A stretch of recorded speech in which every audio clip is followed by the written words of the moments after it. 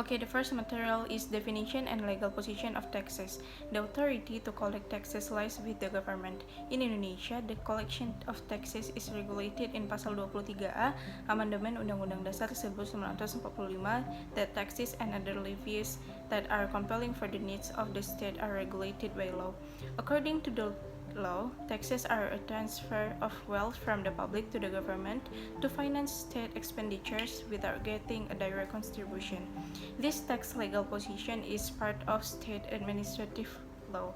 State administrative law is a series of legal regulations that regulate all the way of working and exercising the direct authority of state institutions and their apparatus in carrying out their respective duties. However, Professor Dr. P.G.A. Adriani, as a tax law expert, wants this tax law to stand alone as a science apart from state administrative law on the grounds that tax law has a different task from administrative law. And then there is tax law relationship with civil law. Professor Mr. W. F. Prince argues that tax law has a close relationship with civil law because there are also many civil law terms used in tax law. And then the tax relationship with criminal law.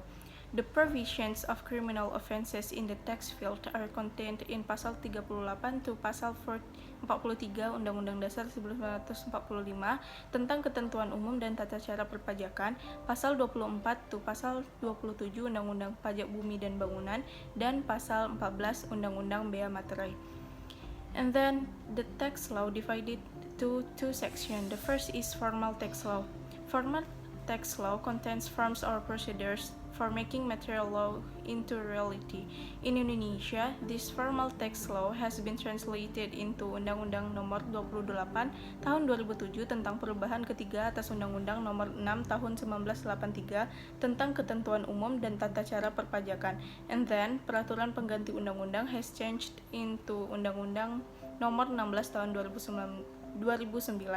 And then the second is material law, that contains norms that explains the circumstances, actions, legal events subject to tax, the taxable party, how much tax is imposed, everything about the arising and elimination of tax debts, and legal relationship between the government and taxpayers. Tax reform is a process of changing the way taxes are collected by reforming tax administration, improving tax regulation, and increasing the tax base. The parties affected by the tax reform are taxpayers, tax employees, related institutions, and the public. According to Directorate General of Taxes, there are 5 reasons why tax reform needs to be carried out. The first one is low level of taxpayer compliance. The second one is the tax revenue target increases every year. The third one is the number of human resources is not proportional to the addition of the number of taxpayers, difficulty in monitoring and law enforcement. The fourth one is the development of the digital economy and technological advance is very rapid.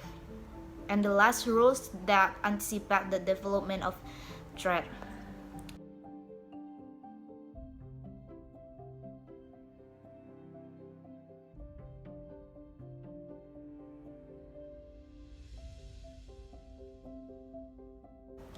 In Indonesia, there are at least 5 stages in tax reform, namely the first tax reform 1983 until 1985. The second tax reform is 1995. The third tax reform is 1997. The fourth tax reform is 2000. The fifth tax reform in 2002 until 2009. Bureaucratic reform began in 2000 to 2001 in preparation for Tax Reform Volume 1. In that year, a vision and mission was determined as well as a blueprint for Tax Reform Volume 1. Tax Reform Volume 1. This tax reformation began in 22 and 28. One-stop service became the flagship product and brought significant changes in the modernization of tax organization. Tax Reform Volume 2. taking place from 2008 to 2014. These reforms focus on improving DGT internal control and improving service to the public. Tax Reform Volume 3. This reform has been rolled out since 2017 and has a target of up to 2024. The current of tax reform is the largest reform in the history because it involves change in five main pillars, namely organization, human resources, IT and database, business process, and tax regulation. Tax Reformation Volume 3 is not over. History continues to record the process and is waiting for the result of the largest tax reform in Indonesia.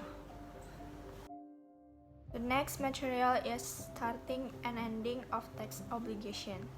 Income tax is a subjective tax where the tax imposition begins with determining the tax subject, then the tax object is determined. Therefore, it is important to determine when the subjective tax liability starts and ends. In tax law, as a tax subject is known as having subjective tax obligation, whereas if it has received or earned income for domestic individuals, the amount exceeds the minimum cost of living. It is said to have an objective tax obligation. In order to be subject to income tax, two conditions must be added. Namely the existence of a subjective tax obligation and an objective tax obligation. Tax subject who has subjective tax obligation are called taxpayers. The starting and ending times of subjective tax obligations are regulated pada pasal 2A Undang-Undang Pajak Penghasilan. Selain itu, diatur juga dalam Peraturan Dirjen Pajak Nomor 43 Tahun 2011 yang berisi tentang kewajiban pajak subjektif orang pribadi yang bertempat tinggal di Indonesia dimulai pada saat ia dilahirkan di Indonesia.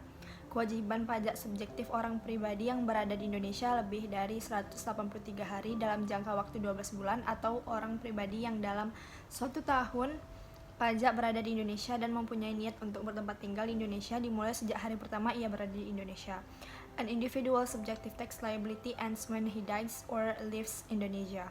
However, Peraturan Dirjen Pajak Nomor 43 Tahun 2011 menyatakan bahwa orang pribadi warga negara Indonesia yang berada di luar negeri dianggap tidak bertempat tinggal di Indonesia apabila bertempat tinggal tetap di luar negeri yang dibuktikan dengan salah satu dokumen tanda pengenal resmi yang masih berlaku sebagai penduduk di luar negeri, namely green card, identity card, and student card.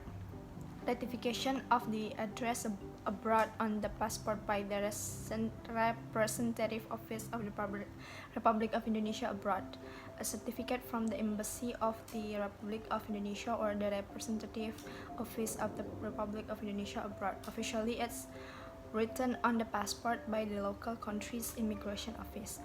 The subjective tax liability of an entity that is established or domiciled in Indonesia begins when the entity is established or domiciled in Indonesia and ends when it is dissolved or is no longer domiciled in Indonesia. The subjective tax liability of the inheritance begins all the time in the inheritance arises, that is when the heir dies. Subsequently, the subjective tax liability of an inheritance and when the inheritance is divided where the tax liability is transferred to the heirs.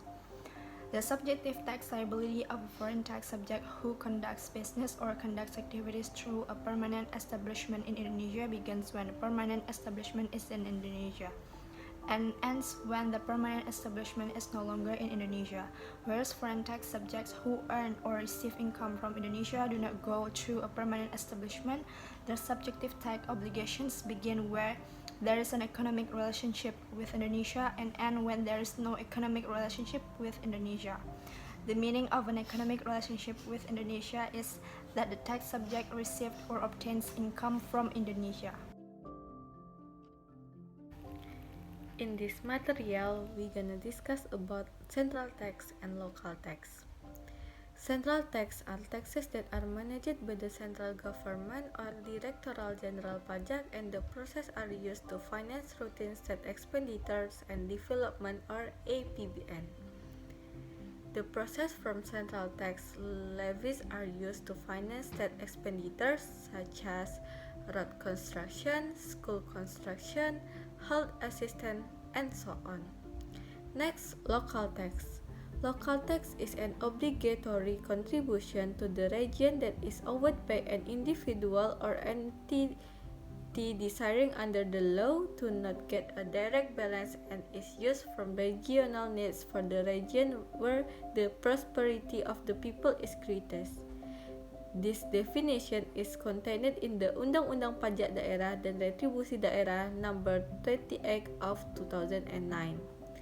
Local tax consists of two types, namely, first, provincial taxes, which consist of motor vehicle tax, motor vehicle name transfer tax, motor vehicle fudge tax, surface water tax, and cigarette tax.